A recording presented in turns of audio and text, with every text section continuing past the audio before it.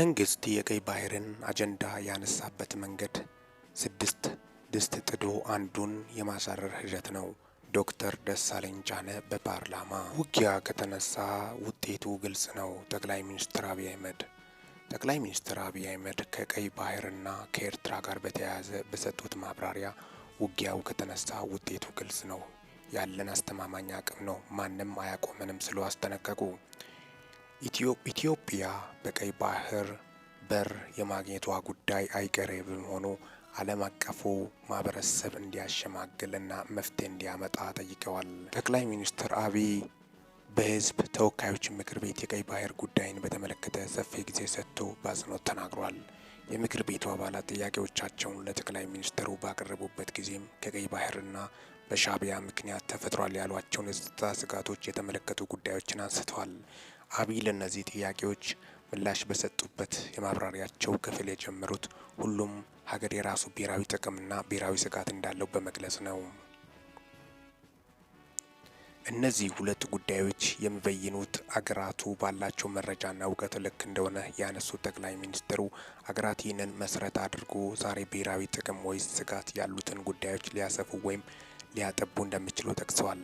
ኢትዮጵያን ብሔራዊ ጥቅም በመመለከት የተከበረው ምክር ቤት እንዲገነዘብ የሚያስፈልገው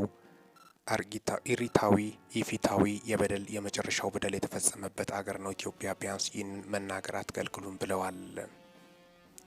ጦርነቱ የለም ማለት የተኩስ ድምፅ አይሰማም ማለት አይደለም በማለት የተናገሩት ጠቅላይ ሚኒስትሩ እውነተኛ ፍትህ ካልተረጋገጠ በማንኛውም ሰዓት ጦርነት ሊፈጠር ይችላል ሲሉ ተደምጧል።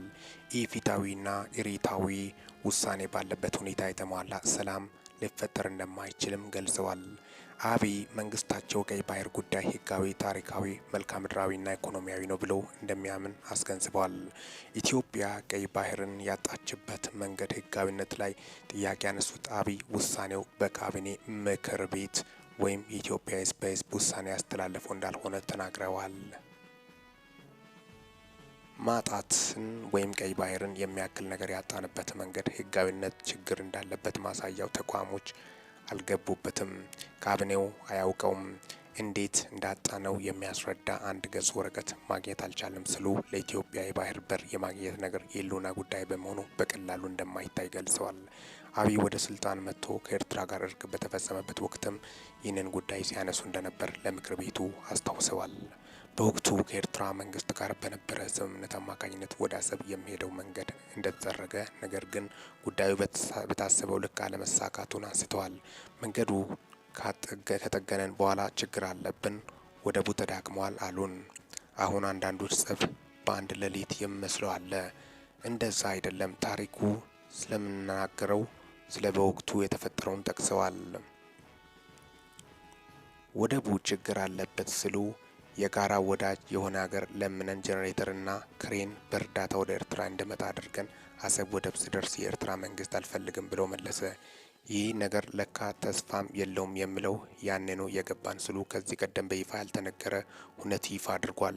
በወቅቱ የተከፈቱት የድንበር መንገዶች የተዘጉትም ወዲያው እንደነበር ጠቅሷል። በተጨማሪም በወቅቱ መንግስታቸው በራሱ ወጪ መስመር ቀጥሎ ለኤርትራ የኤሌክትሪክ ኃይል ለማቅረብ ላቀረበው ጥያቄ ቆይ እናስብበት የሚል ምላሽ መሰጠቱን አክሏል። የኤርትራ መንግስት ለኢትዮጵያ ጥያቄ ምላሽ ለመስጠት ብዙም ዝግጁ እንዳልነበር ያነሱት አብይ የሆነበት ምክንያት በግልጽ እንደማያውቁ አንስተዋል። እንደ ጠቅላይ ሚኒስትሩ ገለጻ የኢትዮጵያ መንግስት ከኤርትራ ጋር የጀመረው ሂደት ፈር ለቆ የወጣው የትግራዩን ጦርነት ባስቆመው የፕሪቶሪያ ስምምነት ምክንያት ነው። ፕሪቶሪያ ስንፈራረም ትክክል አይደለም፣ ጦርነቱ ለምን ይቆማል? ህወሓትም ትግራይም ጠቅልሎ ካልጠፉ ቀጠናው ሰላም አያገኙም የሚል ቅሬታ ተነስቷል ሲሉ የኤርትራ መንግስትን ወንጅለዋል። ጠቅላይ ሚኒስትሩ መንግስታቸው የባህር በር የማግኘት ጥያቄ በህጋዊና በንግግር ሊፈታ ይችላል የሚል ሀሳብ እንዳለው ጠቅሰዋል። በፍጹም የውጊያ መሻት የለብንም ስሉ የተደመጡት አብይ ዓለም አቀፉ ማህበረሰብ ይህንን ጉዳይ በተመለከተ እንዲያሸማግል ጥሪ ያቀርቧል። ለአሜሪካ፣ ለቻይና፣ ለራሽያ፣ ለአውሮፓ፣ ለአፍሪካ አሁን በተከረው ምክር ቤት መግለጽ በተከበረው ምክር ቤት ለመግለጽ የምፈልገው ነገር የኢትዮጵያ ቀይ ባህር አክሰስ ጉዳይ አይቀሬ ስለሆነ ቅድሚያ የምንሰጠው ሰላምና ንግግር ስለሆነ እባካችሁን ሸምግሉንና መፍትሄ አምጡልን ብለዋል። ዓለም አቀፉ ማህበረሰብ እናሸማግላችኋለን፣ ሰላም ያስፈልጋል እያለ ማዘናጋት አካሄድ የሚከተል ከሆነ ጉዳዩ ብዙ የሚሄድ እንዳይመስላቸው ተናግሯል። በአንድ ቀንም አንመልሰውም፣ በአንድ ቀንም አላጣነውም፣ በፍጥራዊ ሂደቱን ተከትሎ ይሄዳል ብለዋል። አብይ ኢትዮጵያ ቀይ ባህርን ያጣችው በ30 ዓመት ትግል እንደሆነ ጠቅሶ መልሶ ለማግኘት ግን ሌላ 30 ዓመታት ያስፈልጋት ግን አላስብም ብለዋል። በተረጋጋ መንገድ በሰከነ መንገድ በውይይት መሄድ በጣም አስፈላጊ ነው። የፈለገ ብንወያይ ግን ለማጣት የፈጀብን 30 ዓመት ለማግኘት የፈጅብናል ብዬ አላስብም። ጊዜው ግን በቂ ስላልሆነ በተረጋጋ መንገድ ማየት ያስፈልጋል ሲሉ ተደምጧል። አብይ በዚሁ በፓርላማ ማብራሪያቸው ለኤርትራ መንግስት ያሉትን መልእክት አስተላልፏል። ኤርትራ መንግስት በሀገሪቱ ውስጥ ለሚገኙ ታጣቂ ቡድኖች ጥይት አስተላላፊ እንዳይሆን ጠይቀዋል። የኤርትራ መንግስት ወደ ኢትዮጵያ ህገወጥ የሰዎች ዝውውርን እንዲያቆምና አሜሪካ ተቀምጠው የሚሰሩ የጥቁር ገበያ ምንዛሬ እንዲቀር ሲሉም ተናግሯል። እነዚህ ጉዳዮች የሚቀሩ ከሆነ ኢትዮጵያ ከኤርትራ ጋር በሰላም አብሮ ለማደግ ፍላጎት እንዳላት አክለዋል። ከማንም ጋር የመዋጋት ፍላጎት የለንም ያሉት ጠቅላይ ሚኒስትር ውጊያው ከተነሳ ውጤቱ ግልጽ ነው ውጤቱ ከዚያ በኋላ እየየ አይሰራም፣ አሁኑኑ አለመጀመር ማለት ነው በማለት አስጠንቅቋል። ማንም አይሞትልም፣ ሞራል ይሰጣል እንጂ አይሞትልም፣ መጨረሻ የምትሞተው አንተነ አያዋጣም ብለዋል። ከማንም ጋር ግጭት ለማድረግ ፍላጎት የለንም፣ ከገባን ግን ግልጽ ነው ውጤቱ፣ አስተማማኝ አቅም ነው ያለን፣ ማንም አያስቆምንም። ይህ ግልጽ መሆን አለበት፣ ግልጽ ነው ውጤቱ፣ ወደዚያ እንዲሄድ በኃላፊነት መስራት አስፈላጊ ይመስለኛል በማለት እንዳንሄድ በኃላፊነት መስራት አስፈላጊ ይመስለኛል በማለት ተናግረዋል። አክለውም ሚሊዮን% እርግጠኛ ነኝ ኢትዮጵያ ተዘግታ ትኖር፣ ማንም ፈለገም አልፈለገም ሲሉ ለምክር ቤቱ አባላት አቋማቸውን ገልጸዋል። በውንጀላ የታጀበው የፕሪቶሪያ ስምምነት ማብራሪያ ጠቅላይ ሚኒስትር አብይ በዚሁ የምክር ቤት ውሎ ማብራሪያ የሰጡበት ሌላኛው ጉዳይ ደግሞ ደም አፋሳሽ ጦርነት ያስቆመው የፕሪቶሪያ ስምምነት ያለበት ይዘውታ ነው። ጠቅላይ ሚኒስትሩ ከዚህ ጋር የተያያዘ የሰጡት ማብራሪያ ስምምነቱ አንዱ ፍራሚ የሆነው ህወሓትን የተመለከቱ ውንጀላዎች ያዘለ ነው። የፕሪቶሪያ ስምምነትን በተመለከተ መሳሪያ መደበቅ፣ ማሰልጠን፣ ማስመረቅ አልተስማማንም። ስምምነቱ የታጠቀው ያስረክባል ነው። መሳሪያ ደብቆ ማስቀመጥ፣ በኮንትሮባንድ ማስገባት በስምምነት ላይ የለም ሲሉ የትግራይ ክልል አመራሮች ላይ ያነጣጠረ ውንጀላ አሰምተዋል።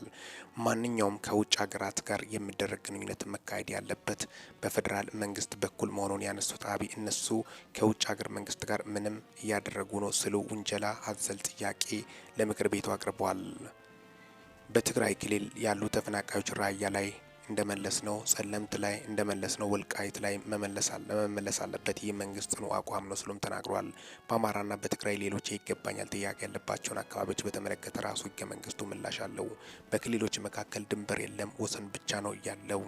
ህገ መንግስቱን ቀበሌን ግን አስምርም ያሉት አብይ የአከራካሪ አካባቢዎች ጉዳዮች መወሰን ያለበት በህዝብ ውሳኔ መሆኑን አስምሮበታል። የወልቃይት ጥያቄ ልዩ አይደለም፣ ሁሉም ጋር ጥያቄ አለ ያሉት ጠቅላይ ሚኒስትሩ የወልቃይትም ይሁን በሌሎች አካባቢዎች ያለው ይገባኛል ጥያቄ በሰላማዊ መንገድ መመለስ እንዳለበት ተናግረዋል።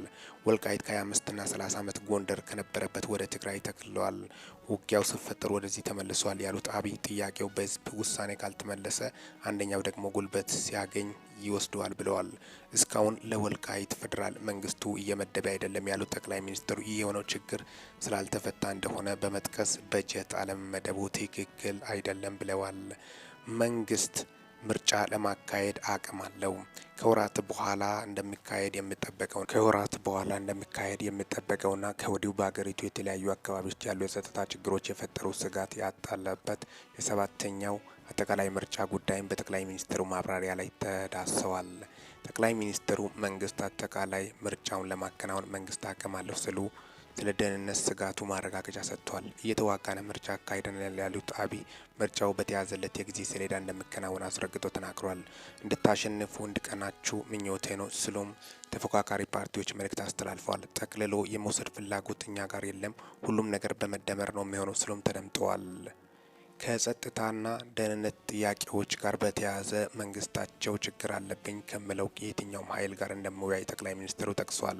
ከዚህ ቀደም ከኦሮሞ ነጻነት ሰራዊት እንዲሁም ከትግራይ ኃይሎች ጋር ውይይቶች መደረጋቸውን አጣቅሶ የአማራው ሸኔ የኦሮሞም ሸኔ ተወያይቶ የመጣውን ተቀብለናል ብለዋል። በቀጣይም ከታጣቂዎች ኃይሎች ጋር ንግግር ለማድረግ ዝግጁ መሆናቸውን አስምሮበታል። ችግር ካለ እንደ ሀገር መክረን እንፍታ፣ ህገ መንግስት ይቀደድ፣ ባንዲራ ይቀደድ፣ ኢትዮጵያ ትቀደድ የምትሉ ሰዎች በእናንተ ፍላጎት ማድረግ አንችልም ብለዋል። ከብሔራዊ ውይይት ባሻገር ተበድያሉ ለሚሉ ወገኖች የሽግግር ፊት ለማስፈን መንግስት ዝግጁ መሆኑንም አክለዋል። አጠቃላይ እንግዲህ ዕለታዊ መረጃዎችን በማስመልከት ምክር ቤት በነበረው ጠቅላይ ሚኒስትር ዶክተር አብይ አህመድ በነበራቸውና ዶክተር ደሳለኝ ጫኔ ያነሷቸው ነጥቦች በማስመልከትም አጠቃላይ እንግዲህ ጠቅላይ ሚኒስትር ዶክተር አብይ አህመድ ሰብሰብ አድርጎ ለመመለስ የሞከሩበት ሂደትን በማስመልከት ዋነኛና ሊደመጡ የሚገቡ አንኳር መረጃዎችን በማስመልከት ያነሷቸው ነጥቦች በማስመልከትም ነው ለእናንተ ይዤላችሁ የመጣሁት። እስካሁን ድረስ አብሬያቸው ቆየሁት። ሚኪ ነኝ ከሚኪ ታቦር ኢንፎ። ለዚህ ቁም ነገር አዘል ቻናል አዲስ ከሆናችሁ ሰብስክራይብ በማድረግ ቤተሰብ ይሁኑ። ይህንን ቪዲዮ ላይክ፣ ሼር እና ኮመንት ማድረግም ላልሰሙት እንዲዳረስ ያደርጉ። ለእሳታት ያሉኝ መረጃዎችን ይመስላሉ። በወቅታዊና አጫጭር መረጃ እስከምንገናኝ ድረስ በያላችሁበት ዓለም ክፍል ሰላም ያቆያችሁ።